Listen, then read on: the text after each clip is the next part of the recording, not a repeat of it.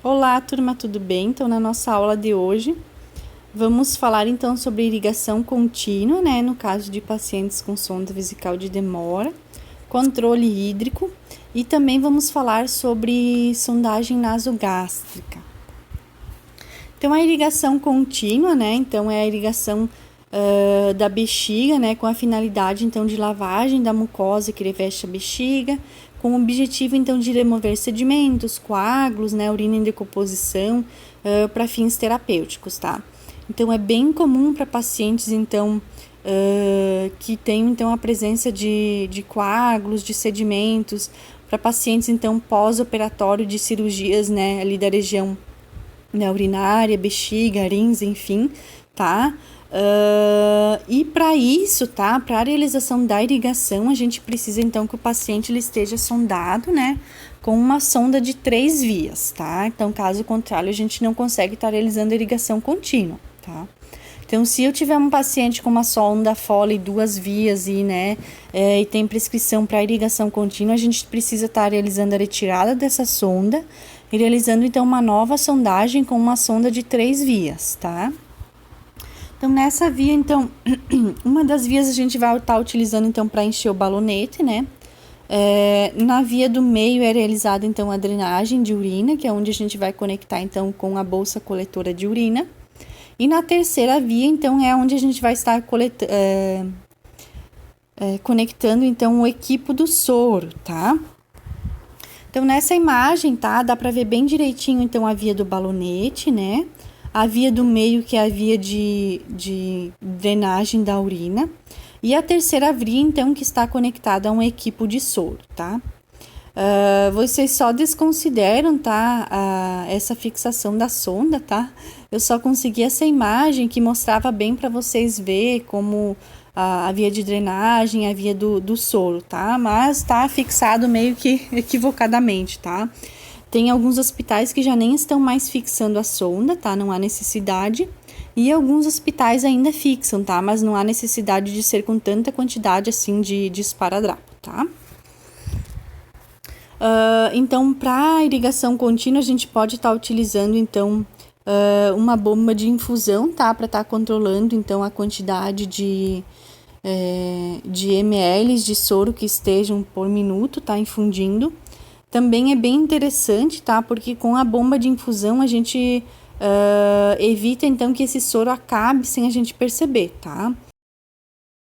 Tenha, né? Disponível, então, uma bomba de infusão para o controle da irrigação contínua, tá? Então, a gente pode estar utilizando, né, por gotejamento, mas ficar atento para nunca deixar esse soro acabar, tá? Assim que estiver acabando, a gente troca imediatamente. Se o paciente for bem acordado, colaborativo, a gente pode estar pedindo para ele nos auxiliar, nos comunicar, ou até mesmo um acompanhante, tá? Mas bem importante que a gente não deixe, então, estar acabando esse soro. Outra coisa que é bem importante, tá? Cuidar com pacientes com irrigação contínua, tá?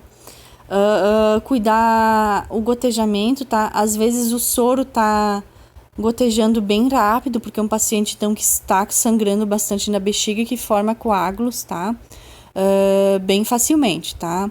Às vezes, mesmo com o gotejamento bem rápido, esse paciente ele faz coágulo lá na bexiga e vai obstruir a via de drenagem, tá? Então, a gente tem que estar atento, porque conforme o soro tá entrando, ele tem que sair, tá? Alguns casos está ocorrendo obstrução, então, da via de drenagem e a bexiga do paciente vai enchendo e não tá saindo, né? Não tá saindo líquido, então, pode causar dor, tá? Distensão vesical. Então, tá atento quanto a isso também, tá? Caso vê que comece a diminuir, então, a saída de líquido, né, de urina drenada desta sonda, tá? Tá comunicando o enfermeiro para estar realizando, então, a avaliação de presença de bexigoma, de presença de coágulo obstruindo essa sonda, tá? Outro cuidado bem importante para pacientes, então, que estão com irrigação contínua é o esvaziamento da bolsa coletora com frequência, tá? Sempre quando chegar, então, a 2/3 da capacidade dessa bolsa, tá realizando, então, desprezando, então, a urina que foi drenada ali, tá? Nunca deixar a bolsa encher, pois vai fazer pressão na bexiga também, tá? Então, a parte de controle hídrico, tá? Então, o que é o controle hídrico, né? Então, é o controle dos líquidos que foram administrados, tá? Por via gastrointestinal, parenteral, tá? Dos líquidos, então, eliminados, suor, vômito, né? Diurese, fezes, drenos e sondas, tá? Então, é o controle de todos os líquidos, de tudo que foi, de que entrou para o paciente e de que saiu do paciente, tá?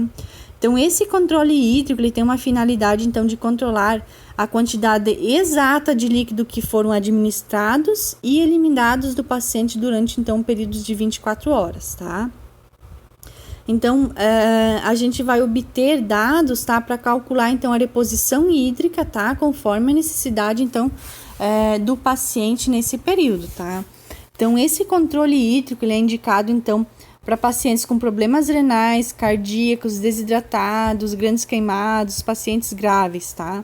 E ele é solicitado pelo médico assistente, tá? No caso de pacientes internados em terapia intensiva, tá? Nas UTIs, todos os pacientes é realizado o balanço hídrico, tá? Independente, então, de qual a sua patologia, tá? Então, aqui para vocês verem, tá? Essa imagem é bem legal, tá? Então, o balanço hídrico, tá? Então, é o controle, então, de tudo que o paciente ganhou, recebeu, e de tudo que ele perdeu, tá?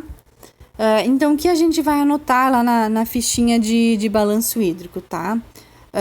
O volume urinário, né? A micção dele em 24 horas, diarreias, vômitos, drenagens, fístulas ou tudo que foi do trato digestivo, né?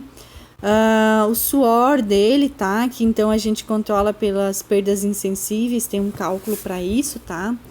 Tudo que for, então, ingerido, né? Via oral, alimentos, líquidos, água, o que foi dado de medicação também conta, tá? O que foi ofertado por sonda nasogástrica, nasoenteral, enfim, tudo, tá? E também tudo que for ofertado via parenteral, que é via endovenosa, tá?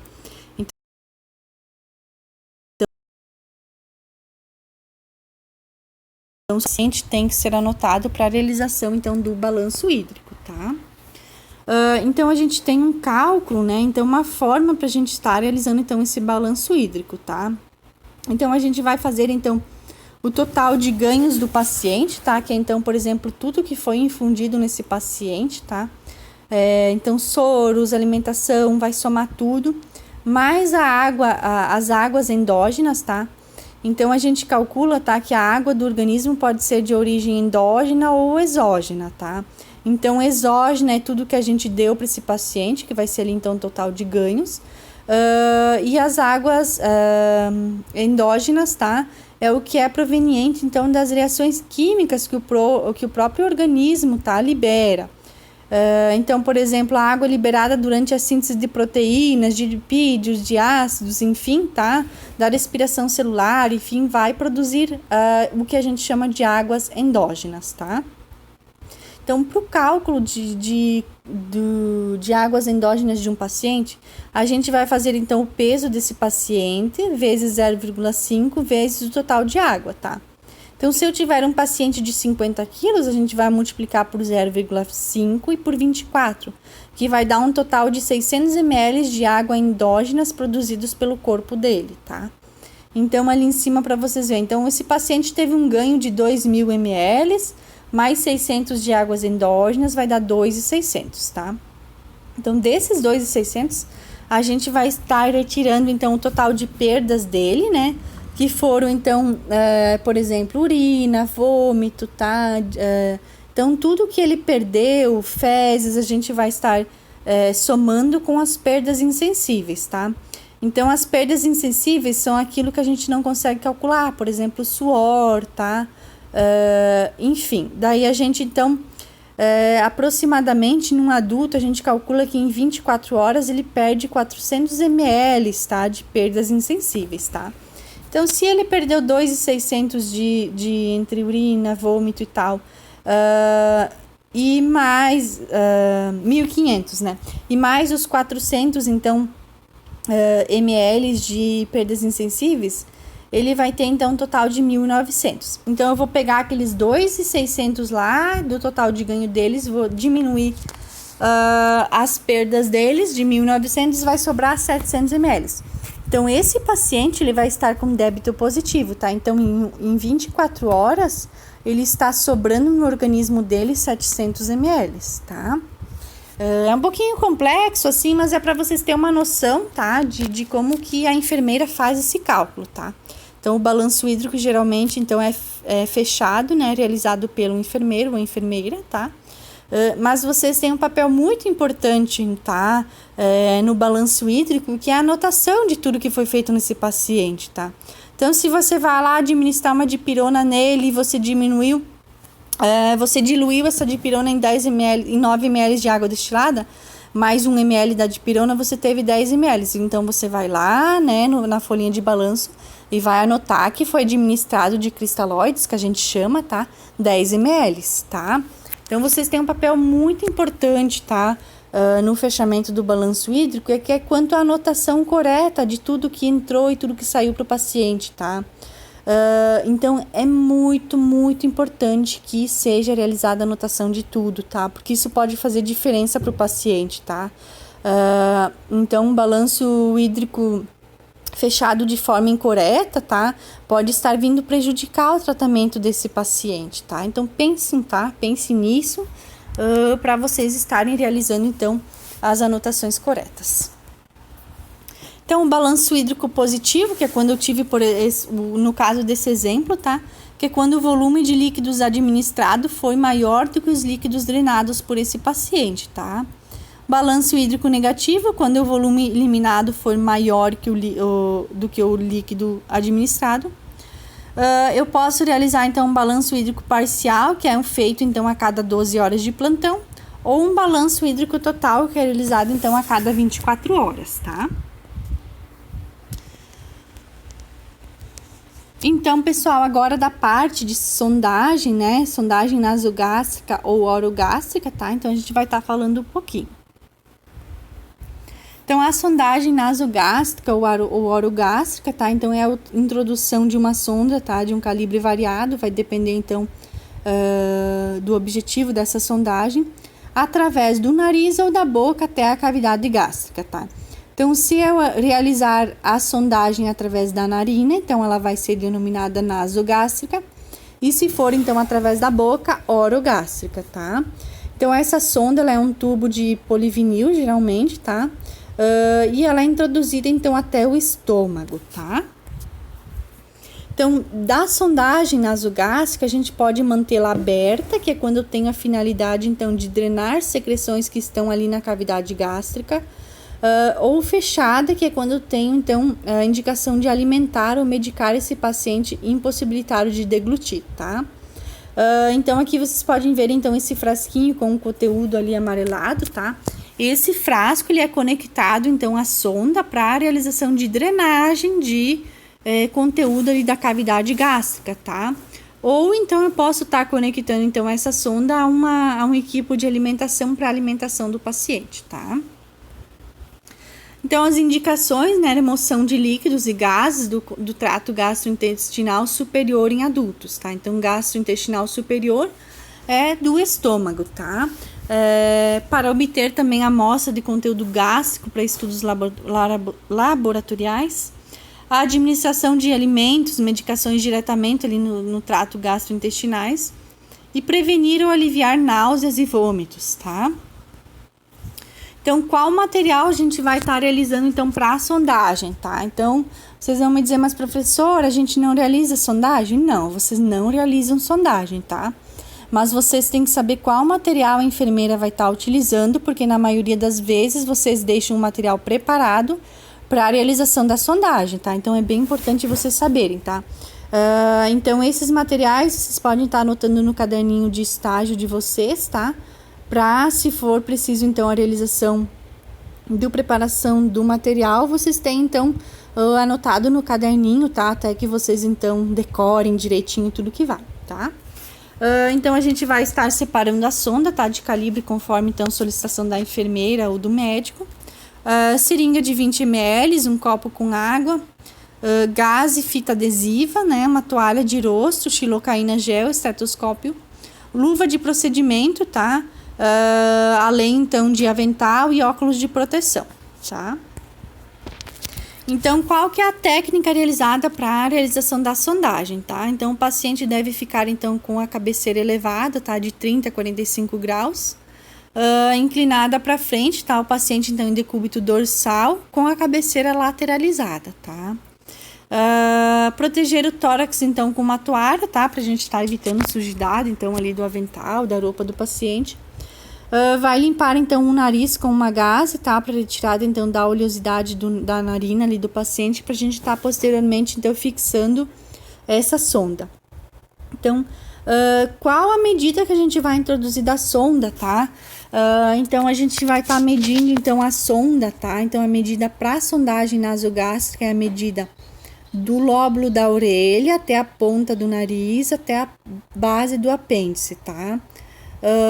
Para o caso, né, de sondagem nasogástrica, tá? Então, após isso, vai ser feita a marquinha, então, na sonda, tá? A marca na sonda vai ser feita, então, a marquinha da sonda vai ser aonde vai ter que ficar, então, ali a comissura do nariz dele, tá? A gente vai estar calçando a luva, tá? Vai realizar, então, a lubrificação da ponta da sonda com xilocaína, tá? Até uns 10 centímetros. Vai flexionar o pescoço, né, do paciente, tá? Em direção ao tórax. E vai introduzir a sonda, tá? Em uma das narinas e pedir, então, para que o paciente vá deglutindo, tá? Esse ato de deglutição auxilia, então, para que a sonda vá para a região do estômago, tá? E vai introduzir, então, a sonda até a marcação, então, da onde foi realizada, tá? Bem interessante, tá? Durante a sondagem, então, observar sinais de cianose, de espineia, tosse, tá? Para, então, evitar que essa sonda não vá lá para a traqueia do paciente, tá? Vai fixar a sonda, então, no nariz ou na face com um esparadrapo ou micropore, tá? Eu oriento com micropore, que ele é menos, então, o esparadrapo, ele agride muito a pele, tá? Então, o micropore é bem legal para estar fixando. Então, como que eu vou verificar se essa sonda está posicionada no local correto, tá? Então, eu vou pegar e vou aspirar ar, tá? Na seringa e vou estar injetando esse ar na sonda com o estetoscópio na base ali do apêndice tifoide, tá? Para ouvir ruídos, tá? Então, eu vou colocar o meu estetoscópio, tá? Vou encher a seringa com ar, tá?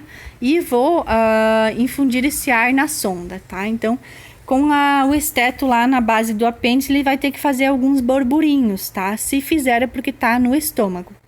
Se por um acaso essa sonda tá lá na traqueia, tá? Ele não vai fazer barulho nenhum, tá? Porque o nosso pulmão, né? A gente inspira e expira e a gente não vai escutar um borburinho. Mas se estiver no estômago, que é o local correto, sim, tá? Esse é um dos testes, tá? O segundo teste a gente pode estar aspirando caso deu positivo o primeiro, a gente pode estar aspirando com a seringa para ver se vai retornar, então, algum conteúdo gástrico, tá? E um terceiro teste, tá? A gente pega, então, um copinho com água e vai introduzir a ponta da sonda dentro desse copo, tá? Se tiver no estômago, tá, ele não vai acontecer nada. Caso tiver no pulmão, tá, essa sonda, o copinho, então, né, a sonda vai estar tendo saída de ar pela sonda e vai borbulhar dentro do copo com água, tá? Então, tem que tomar cuidado quanto a isso. Algumas observações e cuidados, tá, para a realização, então, e os cuidados em pacientes que estão com sonda nasogástrica, tá? Toda vez que a gente for abrir essa sonda, tá, dobrar ela para evitar a entrada de ar, tá? Por quê? Porque o ar vai causar, então, flatulência nesse paciente, distensão abdominal e, consequentemente, dor, tá? Então, vai dobrar, né, fechar ou conectá-la, então, ao coletor de dieta, tá? A realização, então, da sondagem nasogástrica com o paciente sentado ou em decúbito elevado previne a aspiração do conteúdo gástrico caso ele vomite, tá? Então, nunca realizar, então, sondagem em paciente, né, com a cabeceira baixa, tá? Exceto em alguns pacientes elevado, por algum fator, enfim, da anatomia do paciente, a sonda não migra, tá? Em alguns casos, pode estar sendo realizado, então, abaixando, então, a cabeceira desse paciente, tá? Mas é em exceções, tá? A posição, então, da flexão da cabeça, tá? Que é flexionada contra o tórax, tá? Reduz a probabilidade de a sonda penetrar na traqueia, né? Solicitar para o paciente deglutir, né? Para facilitar, então, a progressão da sonda no tubo digestivo. Manter o paciente sempre com cabeceira ou mais durante a infusão de dieta ou de medicações, tá?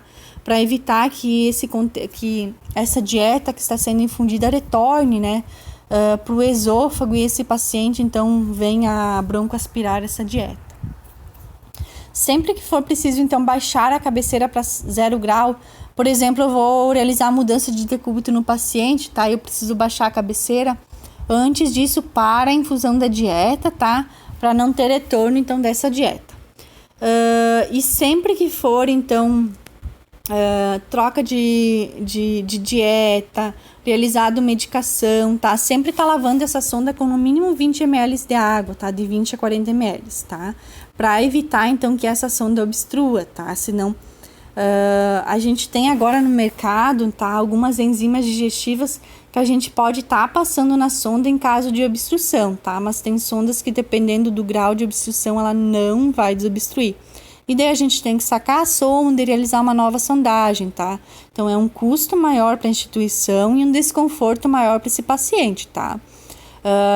Eu, por exemplo, nas minhas prescrições de enfermagem, pacientes que estão com uso de sonda nasoenteral, sonda nasogástrica, eu prescrevo, então, a lavagem com 40 ml de água a cada 4 horas, tá? Via sonda para evitar, então, que essa sonda obstrua, tá? Então, algumas vezes a dieta é um pouquinho mais grossa ou alguma medicação, tá? Pode estar favorecendo, então, a obstrução dessa sonda, tá? Então, são alguns cuidados bem importantes que a gente deve levar para a nossa vida de trabalho, tá? Então, pessoal, por essa aula era isso, tá? Se ficar alguma dúvida, eu estou à disposição. Mandei para vocês, então vai ter algumas atividades referentes, então, ao conteúdo de hoje, tá? Leiam com atenção, com cuidado, estudam bem o conteúdo antes, dêem uma relida nos slides, tá? E bons estudos para vocês, uma ótima semana e até a semana que vem.